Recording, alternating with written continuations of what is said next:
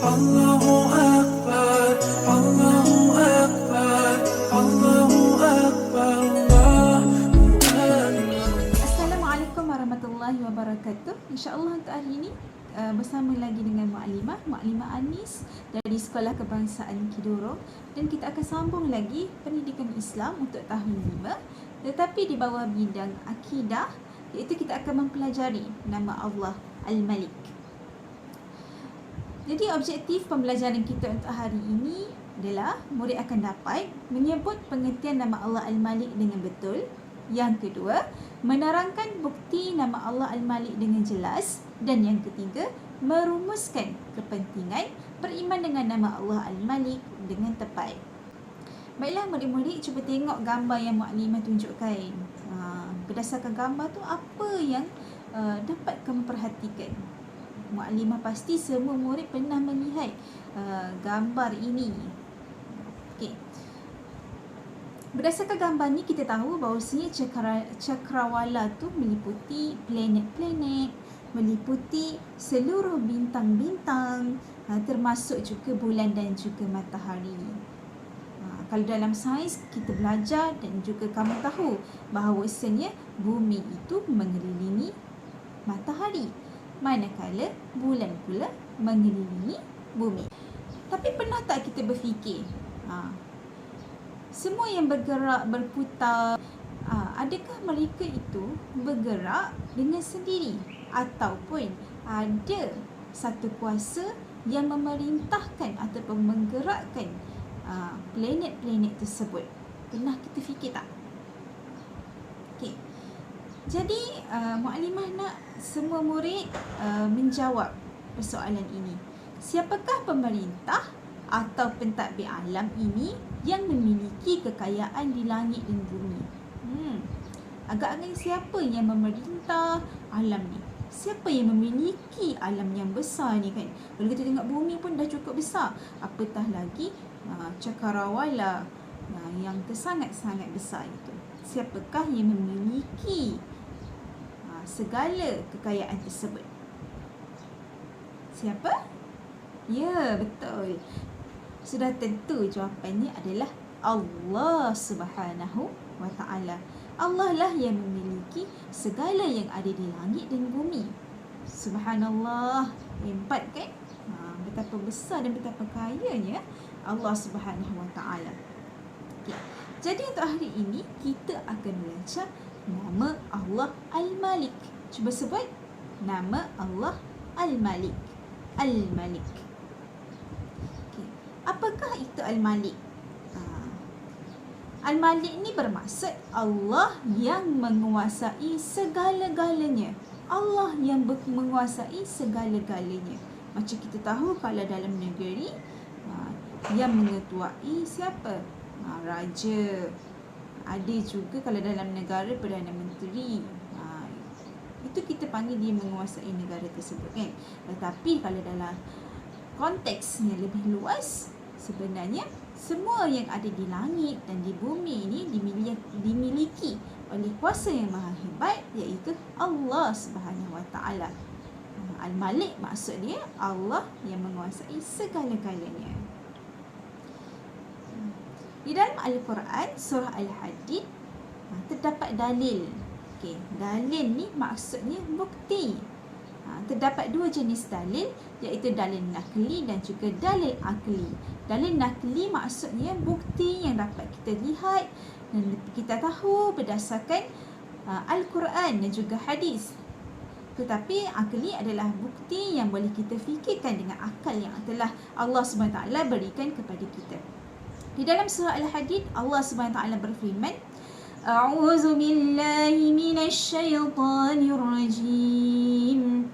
Lahu mulkus samawati wal ardi yuhyi wa yumit wa huwa ala kulli syai'in qadir. Maksud dia, dialah yang memiliki kuasa pemerintahan langit dan bumi. Dia menghidupkan dan mematikan, dan dia maha berkuasa atas setiap sesuatu. Dalam surah Al-Hadid ayat yang kedua.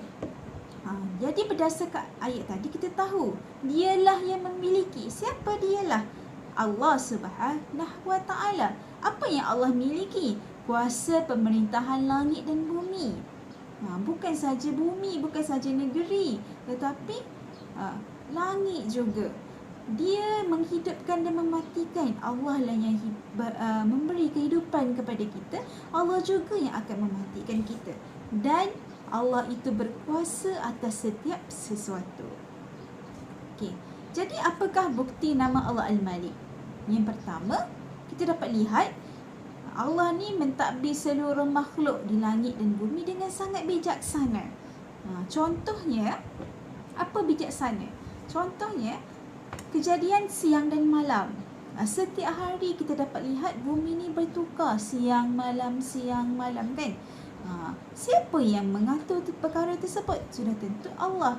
Perubahan siang dan malam berlaku tanpa tak ada pun satu hari Allah terlupalah nak jadikan hari ni siang ataupun malam, tak kan? Dan yang kedua, Allah mencipta sesuatu mengikut kehendaknya. Allah mencipta sesuatu mengikut kehendaknya. Apa yang Allah ingin jadikan, maka Allah akan jadikan perkara tersebut. Yang ketiga, seluruh makhluk sentiasa berhajat kepada pertolongan Allah. Okey. Jadi apakah hukum beriman dengan nama Allah Al-Malik? Sudah tentu hukum kita mempercayai. Iman tu maksudnya kita percaya, kita yakin Allah itu Al-Malik, Allah itu yang maha menguasai segala-galanya. Sudah tentu kita wajib percaya. Kita wajib percaya Allah itu Al-Malik. Okay. Apakah dalilnya? Di dalam surah Al-Mu'minun, Allah menceritakan di dalam ayat 116 yang berbunyi, A'udzu billahi minasy syaithanir rajim. Fata'ala Allahul Malikul Haqq.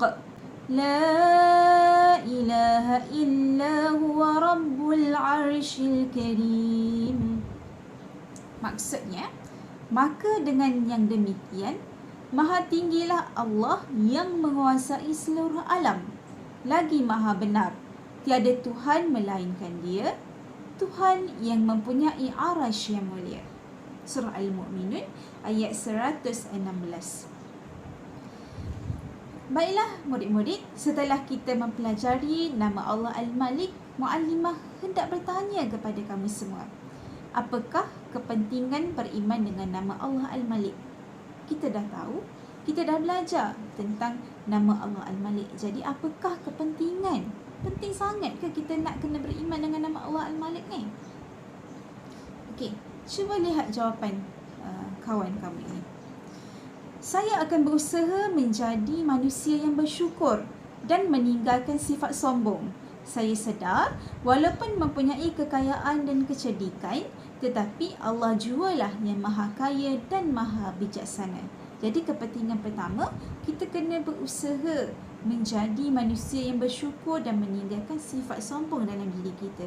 Kenapa kita nak sombong? Sebab adakah kita memiliki, adakah kita sombong disebabkan kita seorang yang kaya, disebabkan kita seorang yang cerdik? Kita kena fikir balik bahawasanya siapakah yang memiliki langit dan bumi ini? Siapa? Allah Subhanahu Wa Ta'ala. Allah itu lebih hebat daripada diri kita. Jadi kita tidak boleh bersifat sombong diri, dan juga kita kena sentiasa bersyukur. Kalau Allah jadikan kita seorang yang kaya, kita bersyukur. Allah jadikan kita seorang yang bijak, kita bersyukur. Allah jadikan kita seorang yang berjaya, kita bersyukur. Okey. Yang kedua, apakah kepentingan dia? Menyedarkan kita bahawa kita ni hanyalah makhluk Allah yang lemah. Kita ni makhluk Allah yang lemah. Kita tidak ada apa-apa. Apa yang kita ada sekarang ni adalah milik Allah. Keluarga kita milik Allah. Rumah kita pun milik Allah sebenarnya. Tapi diberi pinjaman kepada kita. Sentiasa mengharapkan pertolongan Allah. Kalau kita dilanda sebarang masalah, dalam keadaan senang ataupun susah, kita sentiasa berhajat kepada Allah. Oleh itu, saya akan tekun beribadah dan berdoa sebagai tanda beriman dengan nama Allah Al-Malik. Dan yang terakhir, menjadikan kita sentiasa menghargai alam yang dikurniakan Allah kepada kita. Mulai sekarang, saya akan memelihara kebersihan dan keceriaan persekitaran. Maksudnya bila kita beriman dengan Allah Al-Malik, kita akan jadi seorang yang menghargai alam. Sebab alam ini, siapa yang berikan anugerah alam ini kepada kita? Allah Al-Malik. Allah yang memiliki, tetapi Allah memberi kita untuk merasai keindahan alam tersebut. Jadi kita kena jaga alam tersebut dan juga dengan cara memelihara kebersihan dan juga keceriaan persekitaran. Okey, jadi itu sahajalah topik kita untuk hari ini, iaitu nama Allah Al-Malik. Tugasan kamu di rumah adalah jawab soalan pada link worksheets yang Mukadimah sediakan, dan sekiranya kamu ada soalan boleh WhatsApp Mukadimah secara personal dan Mukadimah akan cuba menjawab persoalan yang kamu kemukakan. Jadi Mukadimah ucapkan tahniah kepada semua kerana berjaya mengikuti pembelajaran kita pada hari ini, dan terima kasih. Assalamualaikum warahmatullahi wabarakatuh. If you ask me